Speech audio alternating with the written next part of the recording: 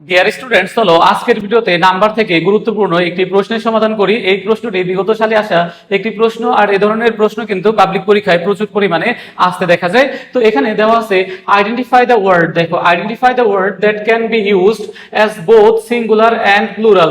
তাহলে দেখো যে এমন একটা ওয়ার্ড নিচে থেকে আইডেন্টিফাই করতে হবে যেটা একইভাবে সিঙ্গুলার এবং প্লুরাল হিসেবে কাজ করতে পারে, যার সিঙ্গুলার এবং প্লুরাল কি হয়, একই হয়। তাহলে দেখো যে আমাদের এখানে এমন একটা বিষয় আইডেন্টিফাই করতে হবে, সিঙ্গুলার এবং দেখো যে প্লুরাল একই, দেখো প্লুরাল একই। খুব ভালো করে মাথায় রাখো যে identify the word that can be used as both singular and plural. অর্থাৎ এখান থেকে যে অপশন চারটি দেওয়া আছে, আমাদের এমন একটা বিষয় আইডেন্টিফাই করতে হবে যেটার সিঙ্গুলার এবং প্লুরাল কি হবে বলতো, একই হবে।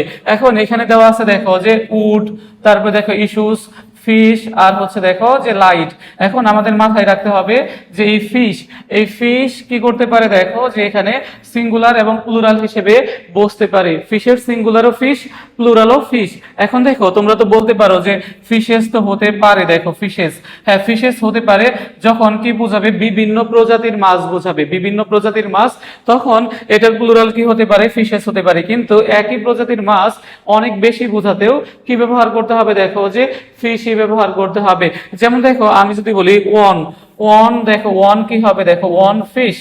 আবার দেখো যে টু ফিশেস না হয়ে দেখো কি হবে, দেখো যে টু হচ্ছে টু ফিশ হবে, দেখো টু ফিশ। তাহলে ওয়ান ফিশ, টু ফিশ, দেখো টু ফিশেস হবে না যদি একই প্রজাতির কি বোঝায়, মাছ বোঝায়। তাহলে ফিশের সিঙ্গুলার ফিশ, প্লুরাল হচ্ছে ফিশ। আর এই প্রশ্ন কিন্তু প্রায়শই বিভিন্ন পাবলিক পরীক্ষায় আসে। এখন এই ফিশ ছাড়াও দেখো যে আরো তিনটা বিষয় তোমরা মাথায় রাখবে, এগুলো প্রায়শই পরীক্ষায় আসে। যেমন দেখো যে শিপ, তারপরে দেখো যে ডিয়ার, তারপরে দেখো এয়ারক্রাফট, দেখো এই তিনটা বিষয় মাথায় রাখবে। এগুলার সিঙ্গুলার এবং প্লুরাল কি হয় বলতো, একই হয়। সিঙ্গুলার এবং প্লুরাল একই হয়। আশা করি এই ভিডিওটি তোমাদের অনেক উপকারে আসবে।